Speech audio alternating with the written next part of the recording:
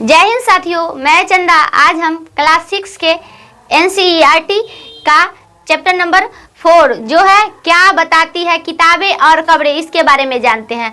तो पिछले दिन हम पार्ट 1 और 2 में वेद के बारे में जाने थे, यानी किताबें, यानी वैदिक सभ्यता के बारे में जाने थे। तो वैदिक सभ्यता का सामान्य काल था 1500 से 600 ईसा पूर्व।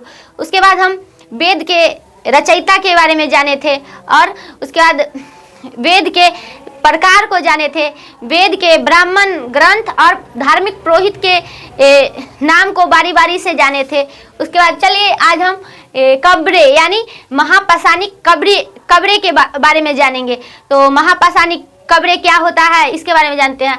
तो प्राचीन समय में शवों को दफनाने या समाधि स्थलों को महापाषाणिक कब्रें कहा जाता था। तो चलिए इसके बारे में जानते हैं। महापाषाणों की कहानी यानी महापाषाणिक कब्रें, तो इसमें देखने को ही मिलता है महा यानी बड़ा और कब्रें यानी बड़ा पत्थर। तो ये शिलाखंड बड़े पत्थरों से शवों के चारों ओर ढके जाते थे, इसे ही महापाषाणिक कब्रें कहा जाता था।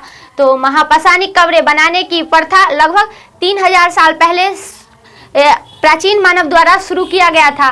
उसके बाद अब लोगों की सामाजिक स्थिति को कब्रें के माध्यम से पुरातत्वविदों को देखने को मिला है। तो इसके बारे में जानते हैं। तो वहीं ब्रह्मगिरी की एक कब्रें मिली है, जिसमें एक कब्रें में 33 सोने के मनके और शंख देखने को मिला है पुरातत्वविदों को। तो वही दूसरी कब्रें में पुरातत्वविदों को देखने को मिला है कि खाली मिट्टी के बर्तन ही देखने को मिला है। तो इससे पुरातत्वविदों ने अनुमान लगाया कि जो प्राचीन समय में भी सामाजिक भिन्नता थी, यानी जो लोगों में गरीबी और अमीरी की प्रचलन शुरू थी। तो इतिहास के बारे में हम अनुमान ही लगा सकते हैं। तो पुरातत्वविदों ने ये अनुमान ही लगाया है।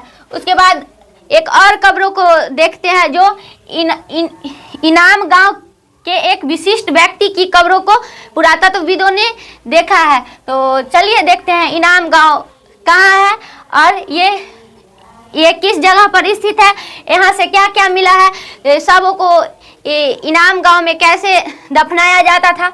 तो चलिए हम पहले इनाम गांव कहाँ स्थित है इसके बारे में जानते हैं। तो इनाम गांव भीमा की सहायक नदी छोर के किनारे एक जगह पर स्थित है। तो यहाँ लोग 3600 से 2700 साल पहले यहाँ इस गांव में लोग रहा करते थे। उसके बाद पुरातत्वविदों ने इस गांव में देखा कि लोगों को कई बार घरों में दफनाया जाता था, यानी पुरातत्वविदों ने घूम घूम कर देखा तो किसी किसी जगह पर शवों को अपने घर में ही दफनाया जाता था। तो वही एक शव इनाम गांव में भी पुरातत्वविदों को देखने को मिला है। उसके बाद इसी गांव में वयस्क मनुष्य को गड्ढे में सीधे लिटा कर दफनाया जाता था, यानी जो इनाम गांव है उसमें वयस्क यानी बूढ़े व्यक्तियों को सीधे गड्ढे में लिटाकर दफनाया जाता था और इसका सिर उत्तर दिशा की ओर रखा जाता था। तो उसके बाद हम देखते हैं इस गांव से कुछ अनाज के बीज भी मिले हैं। तो उसके बारे में देखते हैं। तो इस गांव से हमें अनाज के बीज गेहूं, जौ, चावल, दाल, मटर, बाजरा, तिल के बीज इसी गांव से यानी इनाम गांव से ही मिले हैं। उसके बाद इस चैप्टर के अब कुछ महत्वपूर्ण पॉइंट्स की ओर चलते हैं, इसके बारे में जानते हैं। तो वैदिक काल को हम 1500 से 600 ईसा पूर्व देखे हैं। उसके बाद महापाषाणिक कब्रें बनाने की प्रथा हम 3000 साल पहले देखे हैं। तो इस चैप्टर को हम यहीं पर समाप्त करते हैं। अब अगले दिन फिर मिलेंगे अगले चैप्टर के साथ। धन्यवाद।